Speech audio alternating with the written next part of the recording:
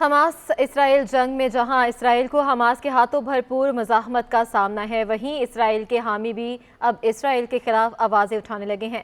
امریکہ بھی غزہ میں اسرائیلی بربریت کے خلاف بول اٹھا ہے۔ وائٹ ہاؤس نے کہا ہے کہ امریکہ نے اسرائیل کو غزہ میں شہریوں کی اموات پر اپنی تشویش سے آگاہ کر دیا ہے۔ امریکی قومی سلامتی کے مشیر جان کربی نے کہا کہ ہم نے فوجی کارروائیوں کے خلاف قانونی چارہ جوئی سے آگاہ کر دیا ہے۔ امریکی مشیر جان کربی کا کہنا تھا کہ غزہ میں شہریوں کے قتل سے متعلق ہمیں تحفظات تھے اور ہم نے ان خدشات کا اظہار کر دیا ہے۔ اس سے پہلے امریکی صدر جو بائیڈن نے بھی اسرائیلی وزیر اعظم کو خبردار کیا تھا کہ غزہ پر اندھا دھند بمباری سے اسرائیل عالمی حمایت کھو رہا ہے۔ نیتن یاہو کو اپنی سخت گیر کابینہ کو تبدیل کرنے کی ضرورت ہے۔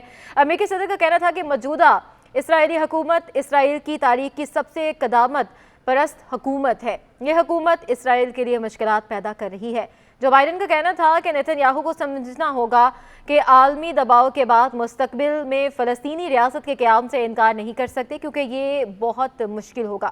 دوسری جانب جنگی جنون میں مبتلا اسرائیلی وزیر اعظم بنیامن نیتن یاہو نے عالمی دباؤ کو نظر انداز کرتے ہوئے کہا ہے کہ اسرائیل آخر تک جنگ جاری رکھے گا، انہیں کوئی چیز نہیں روک سکتی۔ ہر دھرمی برقرار رکھتے ہوئے جنگ جاری رکھنے پر بضد اسرائیلی وزیر اعظم نے کہا کہ فتح کے حصول تک غزہ میں اسرائیل کی جنگ جاری رہے گی۔ اسرائیلی وزیر خارجہ ایلی کوہن کا کہنا تھا کہ عالمی حمایت ساتھ ہو یا نہ ہو لیکن حماس کے خلاف اسرائیل کی جنگ جاری رہے گی۔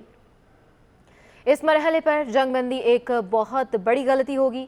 ایلی کوہن کا کہنا تھا کہ اس مرحلے پر جنگ بندی حماس کے لیے تحفہ ہوگی اور ہم نہیں چاہتے کہ یہ خطرہ اسرائیلیوں کے سروں پر دوبارہ منڈلاتا رہے۔ دوسری جانب غزہ کے معاملے پر دو ٹوک حکومتی موقف نہ اپنانے پر امریکی سیکیورٹی ایجنسی کے افسران نے اپنے وزیر کو کھلا خط لکھ کر غزہ میں بے گناہ شہریوں پر اسرائیل کے ظلم اور بربریت سے آنکھیں چرانے کا الزام لگا دیا۔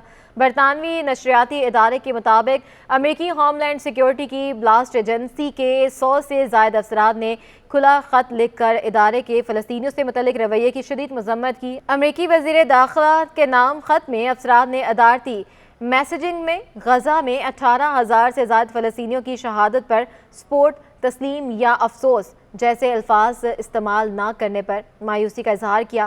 افسران نے اپنے خط میں کہا کہ غزہ اور مغربی کنارے کے موجودہ حالات ایسے ہیں جن پر عام حالات میں ہمیشہ ادارے کی جانب سے مختلف طریقوں سے اپنا رد عمل دیا جاتا رہا ہے، تاہم غزہ معاملے پر خاموشی سے لگتا ہے کہ پناہ گزین کیمپوں، اسپتالوں، ایمبولینسوں اور سویلینس پر جاری بمباری پر Department of Homeland Security نے اپنی آنکھیں بند کر رکھی ہیں۔ امریکی افسران کی جانب سے لکھے اس کھلے خط میں Department of Homeland Security پر زور دیا گیا ہے کہ وہ اپنی ادارتی میسیجنگ میں غزہ صورتحال سے متعلق جائز توازن پیدا کرے اور بلا خوف خطر باوقار طریقہ اظہار اپنائے۔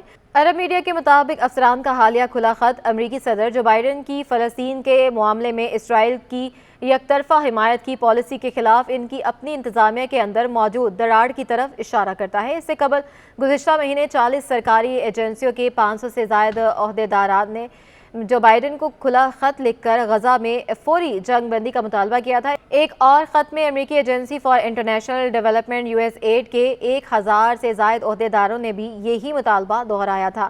انتظامی دراڑوں کے باوجود امریکی صدر کی جانب سے غزہ میں جاری اسرائیل کی انسانیت سوز کارروائیوں کے خلاف موقف اختیار کرنے سے گریز کیا جا رہا تھا، تاہم گزشتہ روز جو بائیڈن نے اپنے ایک بیان میں غزہ پر بلا تفریق اسرائیلی بمباری پر عالمی تحفظات کے پیش نظر اسرائیل کو بین الاقوامی حمایت کھونے سے خبردار کرتے ہوئے نیتن یاہو کو اپنی کابینہ میں تبدیلی کا مشورہ دیا تھا۔